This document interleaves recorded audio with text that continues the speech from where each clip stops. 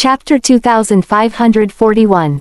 Awesome. Gideon walked over and pulled up Cecilia. She yelled, "Nalais, you're going to treat me like that? You're declaring war with the Taylors, Nalais Knowles." No one paid her any attention, even when she was yelling. She was thrown out of the building, and after the doors closed, she got up and glared at the building. No one had ever treated her that way before. She was not going to let them off. She said furiously, "Nalais Knowles, I'm going to make you beg." Meanwhile, at Blue Valley Manor, Mia made dinner and brought it upstairs. She opened the door to the bedroom. "Dinner is ready." Daisy saw the dinner spread and started feeling nauseous. Mia looked at her. "Are you still nauseated?" "I added lemon." She leaned back into the couch. "I still don't have an appetite. I don't want to eat. Should I make some spaghetti for you then?" Daisy smiled sadly. "That would be an even bigger waste. You made all of this. Don't worry about it. You can't be left hungry, can you?" Mia got up to leave, but Daisy grabbed her. "I'm not feeling hungry yet. You can make me spaghetti later." "All right, I'll bring this out then." "Have you eaten?" Mia paused. "I can eat any time.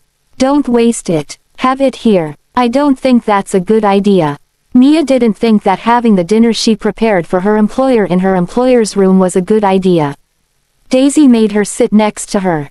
"Don't worry about it. Go ahead. You've been working for the entire day, and you made this.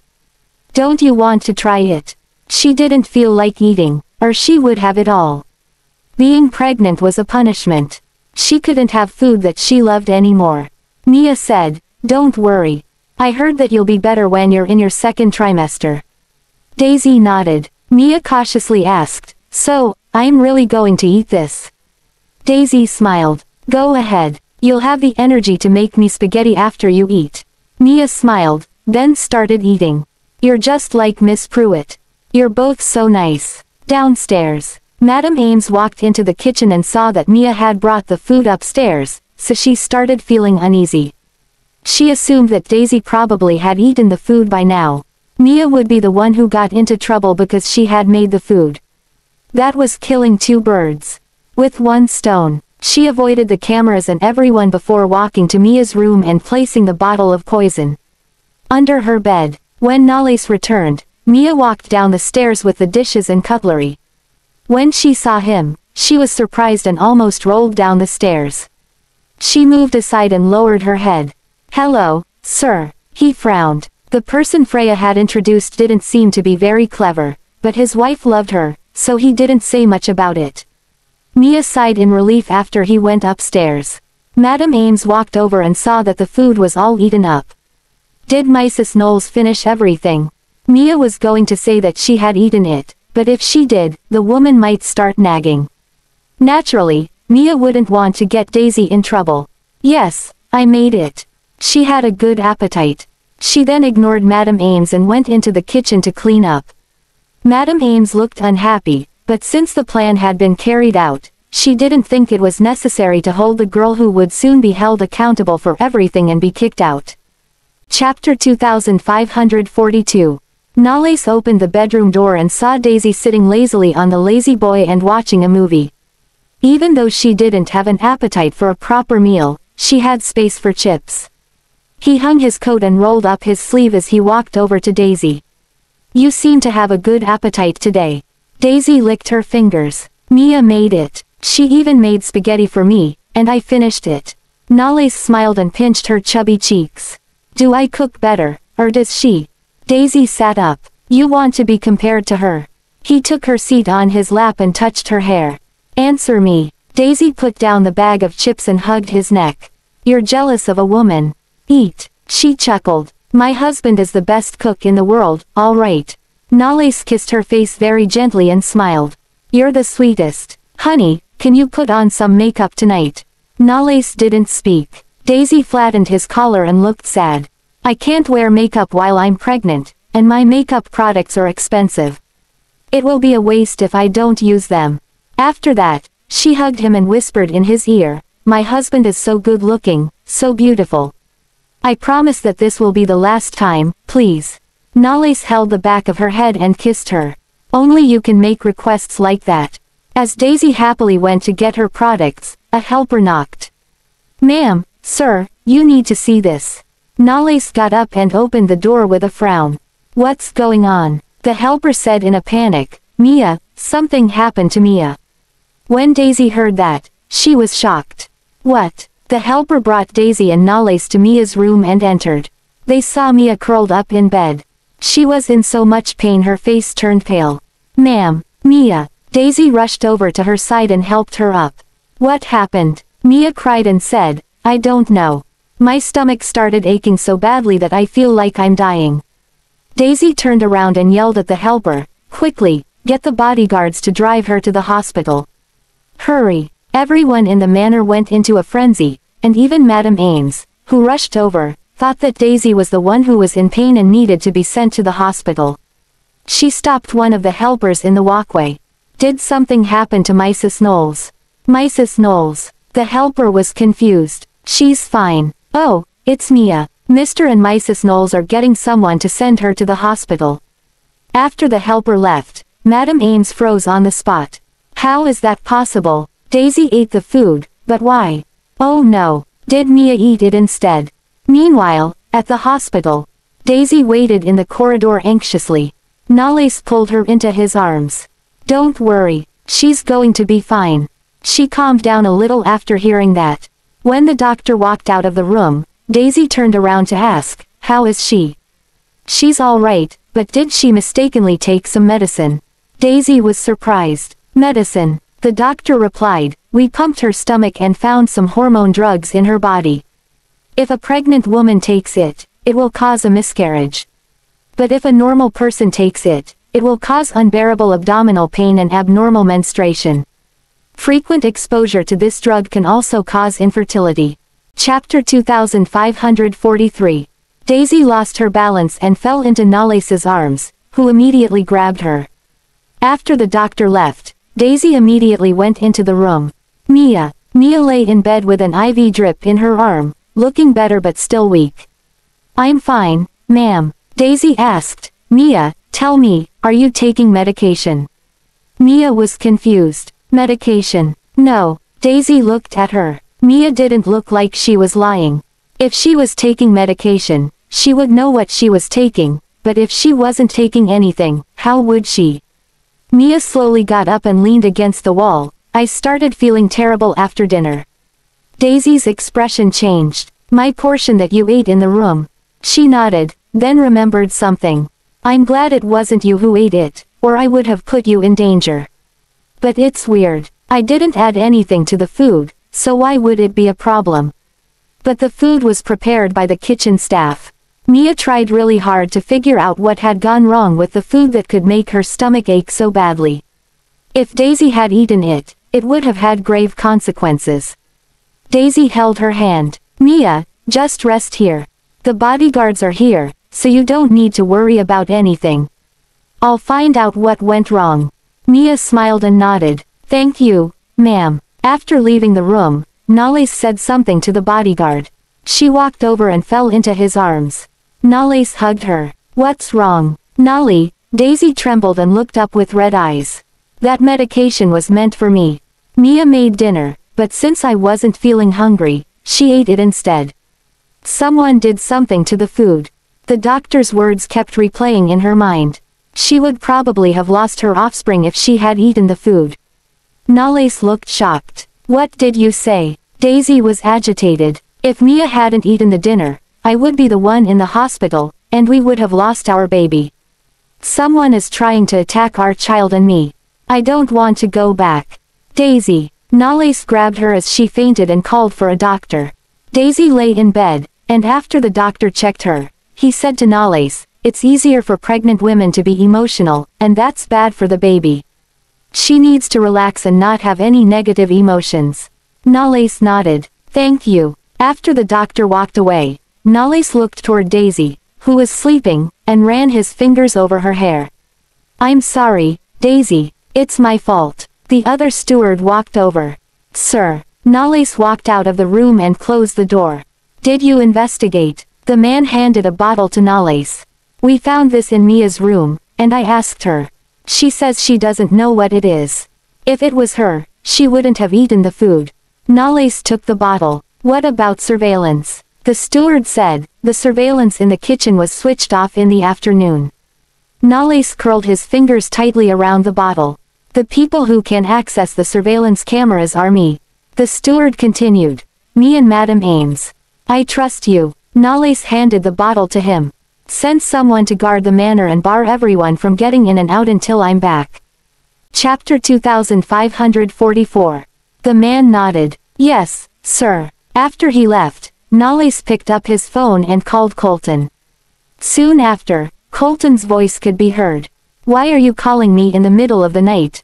Something happened. I need you to get to the hospital now. In less than 20 minutes, Freya and Colton showed up together while Nalles waited for them in the corridor. What happened to Daisy? Nalles said. She's fine.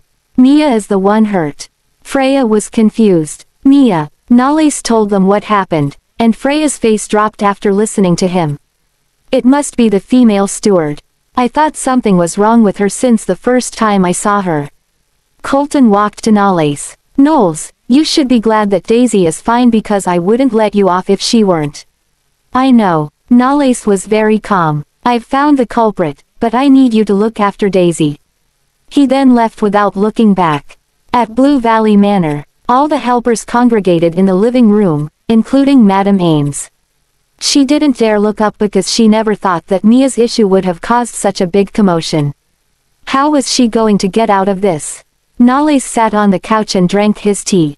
He was silent the entire time, and after a long pause, he asked the steward to place the medicine bottle on the table. Who does this belong to? If you admit it now, I'll consider letting you live. The helpers were all very nervous, but they didn't know anything about this, so they shook their heads. We've never seen this before. Nalles looked up with a cold expression. No one is going to claim it. Someone whispered, this was found in Mia's room. It must have been her. If my wife were the one hurt, I would believe that she was behind it. Nalles leaned back into his chair, his eyes sharp. This was added to my wife's dinner, and Mia ate it. Who would eat food that they've drugged? Would you? They looked at each other because nobody would. Madam Ames. Madam Ames' heart dropped when she was called out, and fear slowly rose in her heart. Sir, it's my fault. She fell to her knees. I didn't manage the place well enough, and Mrs. Knowles was almost hurt. I should be punished. Nalles picked up his cup and blew at it. If you are bad at managing this place, there is no reason for you to stay. Madam Ames was stunned. Was he trying to fire her? But it wouldn't be good for her if she continued staying here. She lowered her head and compromised. All right, I'll hand in my resignation. Madam Ames quickly packed up her things, looked at the helpers still being interrogated, and breathed a sigh of relief as she left. She had planned this well enough. The person who would take the blame was just unlucky. When she walked out of the garden, she saw the steward waiting in front of the car. It's getting late. Mr. Knowles asked me to drive you home. Her face froze. There's no need for that. It's an order from Mr. Knowles. I'm just doing my job. Are you going to turn him down? Madam Ames didn't want to make it too obvious to avoid suspicion, so she agreed and got into the car. When the car started driving away, she finally relaxed. She had failed her mission, and Cecilia was going to be angry, but she had to leave under those circumstances. Chapter 2545. As Madam Ames was trying to figure out how to explain this to Cecilia, she noticed that the car was driving further away from town. She realized something was wrong and asked, "This isn't the way to my home." The steward who was driving didn't speak. Madam Ames started to panic and suddenly remembered something. She lunged forward and grabbed the man. "Where are you bringing me?" "Stop the car." The car swerved as the steward stopped on the brakes, then pushed her away. She fell back into the back seat, and the steward properly stopped the car. She immediately jumped out of the car when the doors unlocked, leaving her luggage behind. She didn't see the man coming after her, so she assumed she had escaped. However, a few cars blocked her from the front and shone their headlights at her.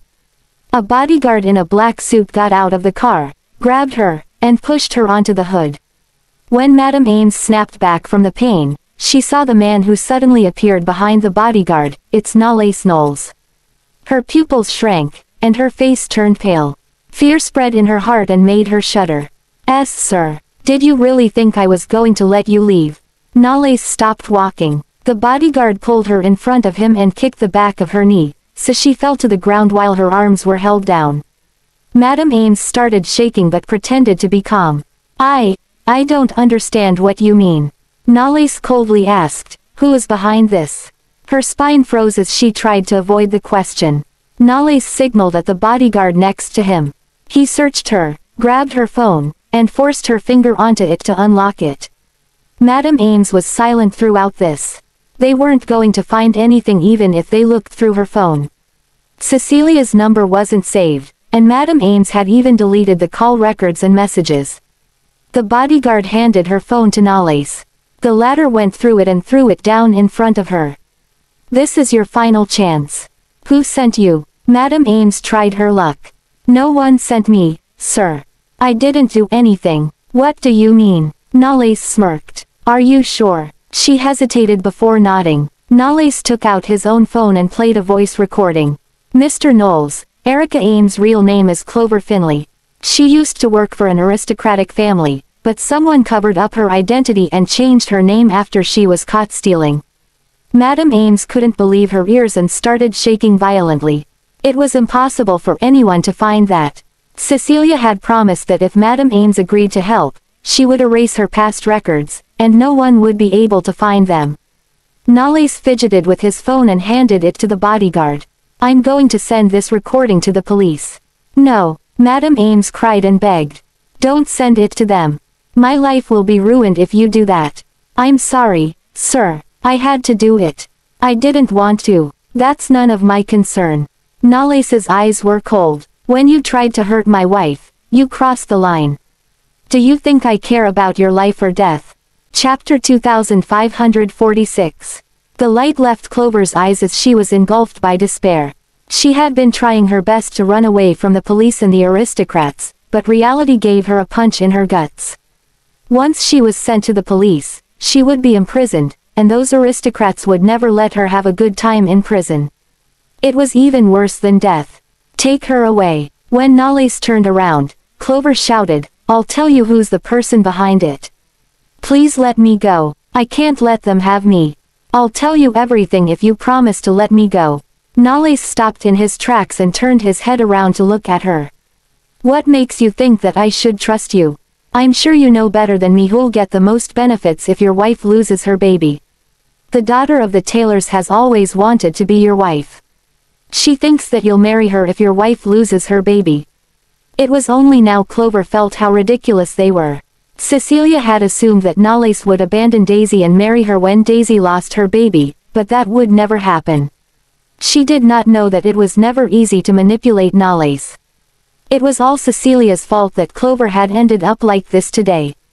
Nalais looked at her calmly and said, Give me a reason why I should trust you. It's true. I'm not lying. She's the one who gave me the medicine. She knew everything I did, so she came to me and threatened me to help her. I just didn't want to fall into the hands of the police. I'm sure she wouldn't let me go so easily if I failed in my mission. Clover cried, I've already told you everything. Sir, please, I beg you. Please let me go. Nalais looked at her. After a short while, he let out a chuckle, but his smile did not reach his. You ever heard of the phrase what comes around goes around? Clover was stunned. Even though you revealed the mastermind behind this incident, it doesn't mean that I'll forgive you. You should count your luck that my wife and baby are alright. If not, even I myself don't know what I'd do. Nalais leaned forward to look her in the eyes and continued. Not only you, but I won't let her off the hook so easily either. After he had finished speaking, he straightened his body and waved his hand expressionlessly. Take her away. The next day, at the hospital, when Daisy woke up, she realized that she was in the hospital and Freya was taking care of her next to the bed. Freya hastily opened up her eyes when she heard Daisy's voice. Daisy, you're awake. How do you feel now? Daisy sat up straight with her help and said, I feel a lot better now after sleeping. She thought of something and asked, "Oh, yeah. How is Mia?" "Don't worry. Mia is fine." Freya placed her hand on top of hers. "You're pregnant now, so you have to keep a positive mind. No matter what happens, your baby and your health come first." Daisy lowered her head and said, "I'm sorry for making you worry about me. Nalles has found the person who tried to harm you and your baby. He'll explain to you later." "Is it Madame Ames?" Freya was stunned for a moment before nodding. "Madame Ames was instructed by someone and tried to harm you through Mia's hands. But don't worry, she has gotten what she deserves, and the one who instructed her won't get away with it either." Daisy did not say anything in return. She placed her hand on top of her stomach. After what happened yesterday, she swore in her heart that she would not let anyone harm her baby anymore. In the afternoon, at the tailor's, the maid informed Cecilia that Nalles had come to see her, so she dressed herself up nicely. Chapter 2547. I knew it. I knew he would come to me. Seems like Clover has succeeded. That woman must have already lost her baby. However, what she did not know was that the atmosphere in the living room was awkward. Lucius was sitting on the couch with a dark expression on his face while Nalles sat opposite him, sipping on the tea the maid served him. "Dad." Cecilia sat beside her father with a smile on her face. She looked at Nalles and said, "Why didn't you tell me in advance that you're coming to my house, Your Highness?" Lucius's face was getting darker and darker. He looked at her daughter and said, "Go back to your room, Cecilia." Noticing the grimness that latched onto the edge of her father's voice, Cecilia was stunned for a moment. She asked, "What's the matter? Is there anything that I can't hear?" Nalles put down the cup and replied calmly, "Nope. I came here exactly for you, Miss Taylor." Cecilia was filled with exhilaration when she heard what Nalles said. "Did you hear that, Dad? His Highness is here for me." Lucius looked at Nalles and asked, "What do you want?" "I guess you should ask your daughter that question." Cecilia was stunned, and it was only now that she realized something was wrong. What's wrong?" Lucius set his jaw tightly and said, "I'm sure Cecilia wouldn't do something like that." "Then ask your daughter and see for yourself if she really hasn't done anything." Cecilia's expression changed, and her heart jumped into her throat. "Did Clover sell me out?" "No, this is impossible. She wouldn't do that." She rose to her feet and asked, "Your Highness, can you please tell me what I did?" Nalles did not give Cecilia or her father any chance to say anything and played Clover's recorded statement. Nobody spoke for a moment, and the living room was filled with only the sound of the recording. Cecilia's knees gave way, and she fell back on the couch. She shook her head and said, "No, Dad. She's lying. I didn't do." Before she could finish her sentence, Lucius turned around and slapped her across the face. Cecilia's head turned sideways, and her eyes were filled with disbelief. Lucius turned back to Nalles and tried to calm him down by saying, "Your Highness, I'm sorry for not educating my daughter well. I'm really disappointed that she would do something like this. Don't worry, I'll give you a satisfactory answer. I'll keep her in the house from now onward." "Dad, no, you can't do this to me." "Shut up. Look at what you've done," Lucius reprimanded. Cecilia covered her face and bit her lips. Nalles let out a cold smile and leaned onto the back of the couch. "Don't you think the punishment is a bit too light?" Lucius frowned and said through gritted teeth, "What else do you want me to do?" Nalles loosened his watch and continued calmly. "Your daughter killed the baby in my wife's womb, and you're just going to ground her. Are you sure the Taylors are capable of being responsible for the charge of plotting against a royal descendant?" Lucius glared at his daughter for giving him so much trouble. He tried calming himself down and said, "Your Highness, my daughter didn't mean to harm your wife or child. Besides, the one who truly did it was that housekeeper." Cecilia hastily chimed in. "That's right. She's the one who did it. She's lying to you." As long as she refused to admit it, she was certain that Nalles could not do anything to her since he was in their house now. After all, he had lost his child. She did not believe Nalles would do anything to the Taylors because of an unborn child. Nalles chuckled and played with his watch. "Are you trying to fool me, or you're trying to fool the royal family?"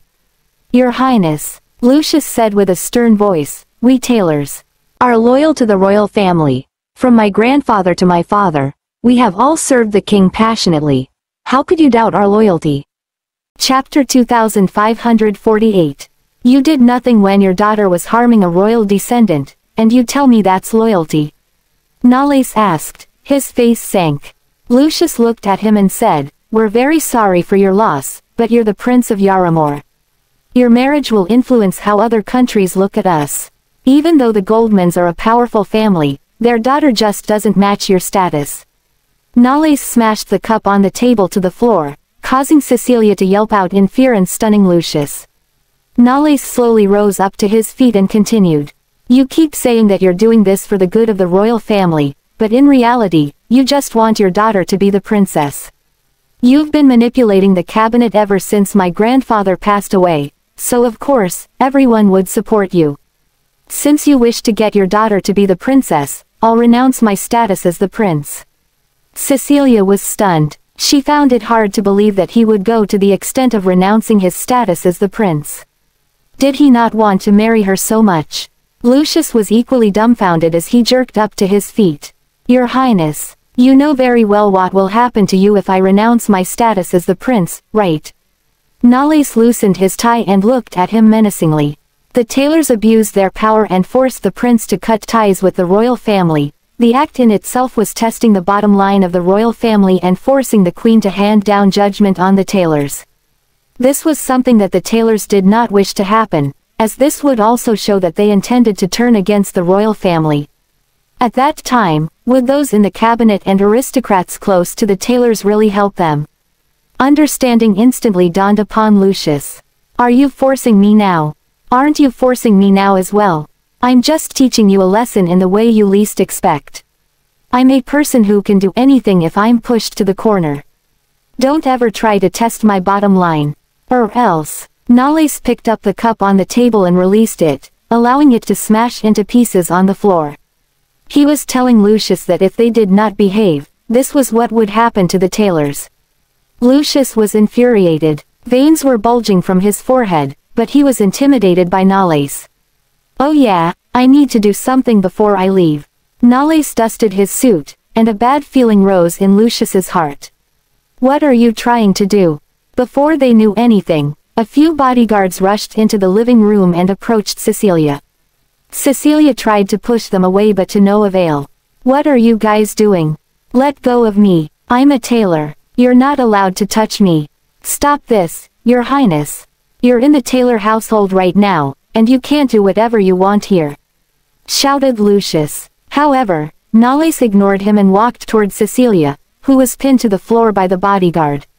You don't want to punish your daughter, but as the father of my child, I have to do justice for both my wife and my child. He stopped in front of Cecilia. Cecilia's pupils constricted. Nalais had always been a good-looking young man in her vision. However, he looked just like a demon crawling out of hell right now, and it terrified her to the core. What are you trying to do, Nalais? You can't do this to me. I'm a Taylor. Ha! I don't care who you are. I just want you to have a taste of your own medicine. He took over the same bottle of medicine from the bodyguard, grabbed Cecilia by her chin, and forced the medicine down her throat. She tried to spit it out, but he did not give her the chance.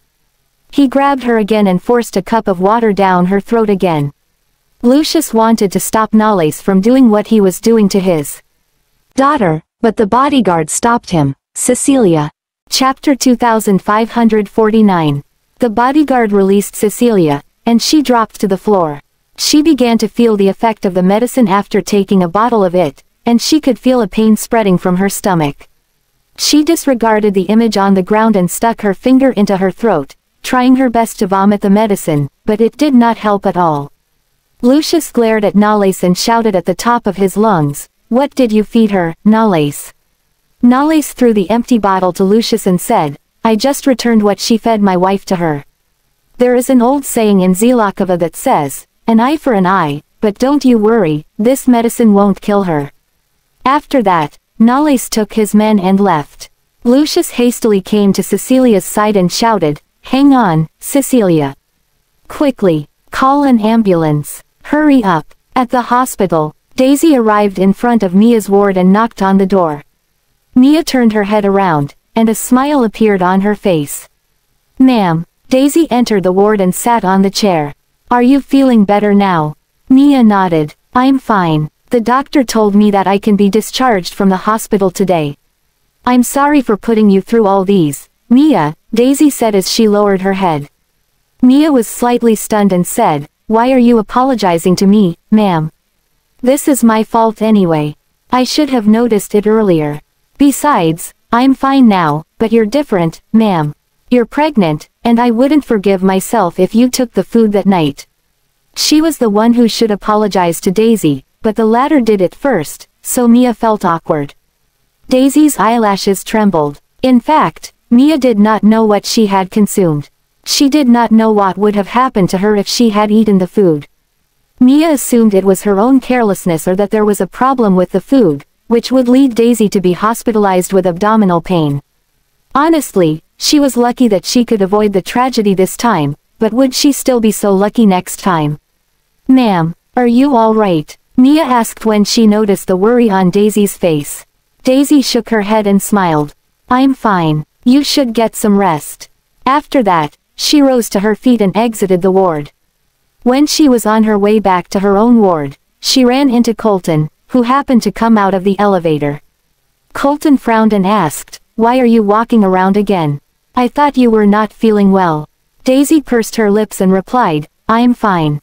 "All right, pack your stuff. I'm sending you home." Daisy was stunned. "What? You're sending me home?" Colton crossed his arms in front of his chest and said, "You're pregnant.